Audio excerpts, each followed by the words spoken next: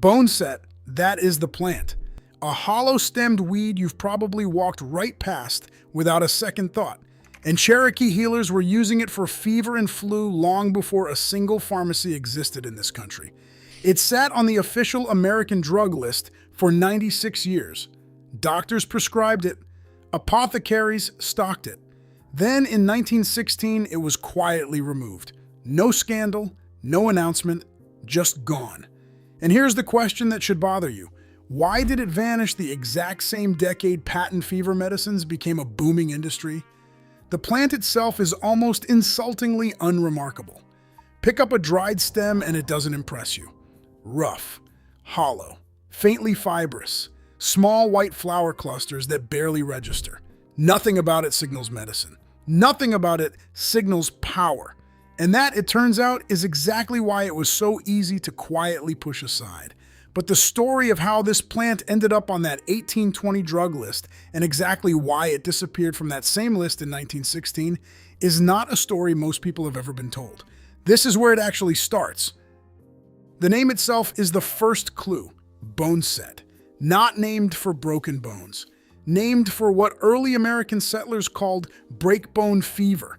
That was the term for the worst kind of influenza, the kind that makes your entire skeleton feel like it is being twisted from inside. You know that feeling. Not sniffles, not a head cold, the kind of flu where every joint aches and even lying still hurts. That specific ache. Cherokee communities and early Appalachian healers reached for this plant exactly when that feeling hit. In the 1890s, a Smithsonian ethnobotanist named James Mooney was traveling through Cherokee territory, recording traditional plant use in careful field notebooks, now archived in federal collections. Boneset appears in those records not as ceremony, not as spiritual practice, but as a practical community tool. Leaves and stems bundled, steeped in hot water. Prepared simply, used directly. When Mooney was writing those notes, boneset had already been in the U.S. pharmacopoeia for over 70 years. It was not a discovery he was documenting. It was confirmation, stay with me, because this was not fringe folk medicine, not regional superstition, not something whispered only in secret. The eclectic physicians, a formal movement of American doctors in the 1800s who incorporated plant-based medicines into professional practice, used boneset widely. John King's American Dispensatory from 1898 lists it explicitly for febrile conditions, for the body-deep aches of high fever. It appeared in traveling medicine kits, in hospital formularies, in the handbooks of practicing physicians across the country. The plant's mechanism is not mysterious.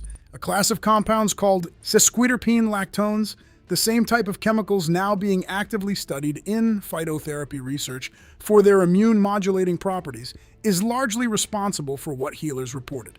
You do not need to memorize the term. What matters is this: it is not magic. It is chemistry, old chemistry that Cherokee healers understood through observation and used long before any researcher gave it a formal name. And Cherokee communities were not alone in this knowledge. The Iroquois used it, the Mohegan used it. Early Appalachian settlers who lived near indigenous communities adopted it into ordinary household practice, not because they were romanticizing what they saw, but because the plant worked during illness. By the time the first U.S. pharmacopoeia was compiled in 1820, boneset was included as a matter of course, not as fringe material, not as a curiosity, as standard documented reference. 96 years on that list, not on the fringes, not under review, just there, reliably, edition after edition. Then 1916 came, and it disappeared in a single revision cycle. No public debate, no announced reason, one committee meeting, and it was gone. Here is the part nobody tells you. The early 1900s were not only a moment of a medical progress. They were a moment of consolidation. Patent medicine companies were expanding fast, selling bottled fever syrups under proprietary brand names with no disclosed ingredients and healthy profit margins.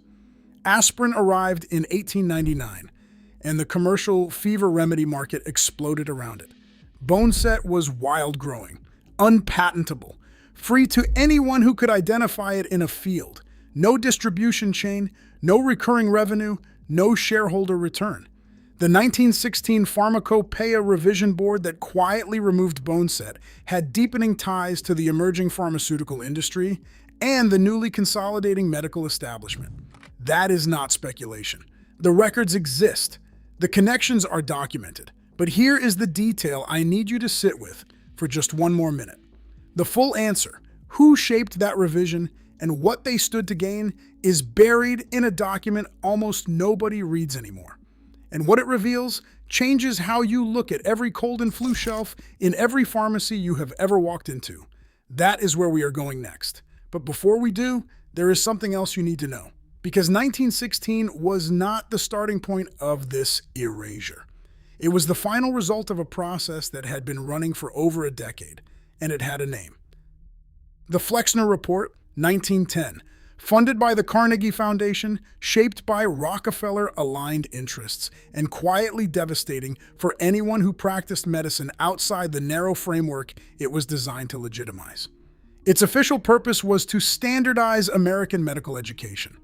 Its practical effect was the systematic dismantling of every school that taught plant-based, eclectic medicine. Dozens of institutions, defunded, discredited, closed. Not because their outcomes were worse, because they sat outside the model that the new medical economy was being built around. This is where it changes. Boneset did not lose its place in American medicine because researchers tested it and found it wanting. It lost its place because the physicians who prescribed it lost their schools, their licenses, their institutional standing, and their professional voice, all within the same 15-year window. By 1916, the eclectic movement was already on its knees. Removing Boneset from the Pharmacopoeia that year was not a dramatic decision. It was a formality. The system that had championed it was already gone. That is not a conspiracy. That is a business logic operating in plain sight. Wild plants cannot be patented. They cannot be bottled with a margin. They cannot anchor a distribution contract or support a quarterly earnings call. Boneset grows in fields, along creek banks, at the edges of roadsides across the entire eastern half of this country. It costs nothing to find if you know what you are looking for. And that is precisely the problem, not for patients, but for a system that needed sick people to reach for a product, not a plant. The viewer was not robbed by cartoon villains. The situation is quieter and more infuriating than that. Ordinary household knowledge, the kind that Cherokee communities had developed through generations of careful observation, that Appalachian families had folded into everyday life, that licensed physicians had cataloged and prescribed for nearly a century, simply stopped being passed down. Not because it stopped working, because the infrastructure that carried it was dismantled and nothing was built to replace it. Now here is the proof object I mentioned earlier. Tucked inside archived county dispensary records from around 1910, in the years just before the Pharmacopoeia revision, Boneset appears repeatedly as standard protocol for feverish patients. Not experimental, not supplemental, standard. A rural doctor reaching for it the same way a doctor today reaches for a thermometer, as the obvious first move. Those records still exist. They sit in regional archives and university special collections, largely unread, because nobody thinks to look for something that was supposed to have been forgotten. And the story does not stop at the American border. Stay with me on this. In the 1980s and the 1990s, European phytotherapy researchers began systematically testing plants that American medicine had quietly abandoned. Boneset was among them.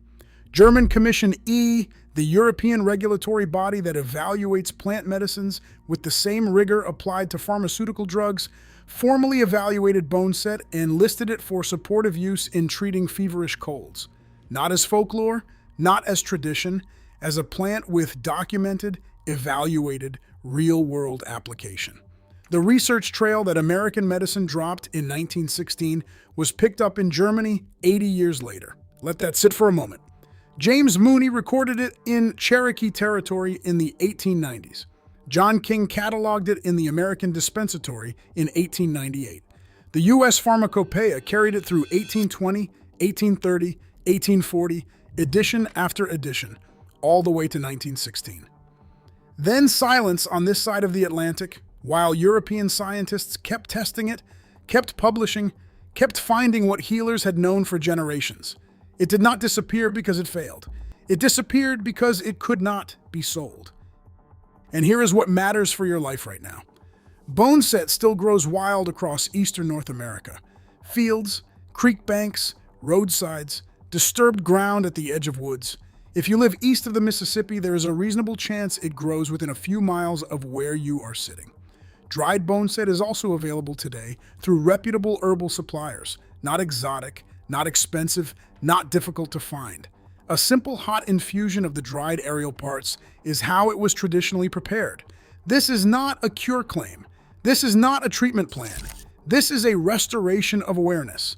The awareness that for nearly a century, ordinary American households had access to this plant as a matter of course, the way they had access to ginger or elderberry or any other practical home remedy. That knowledge was yours. It was passed down through Cherokee communities, adopted by early American healers, formalized by physicians, listed in official references, and then quietly removed from public consciousness at the exact moment it became commercially inconvenient.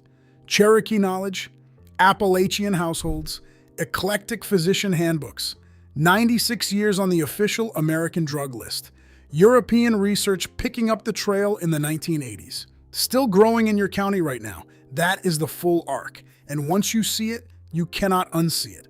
You are the kind of person who notices when something useful goes missing and asks why. Not everyone does that. Most people walk past the cold and flu shelf, grab the branded box, and never wonder what was there before it. You are not most people. So tell me, have you ever seen boneset growing wild near you? Or did your family ever call this plant by a different name? Drop it in the comments. Because what people remember in their own regions is part of how this knowledge survives. And boneset is only the beginning.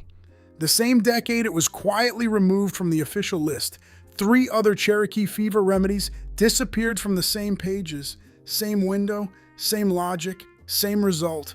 That story is next.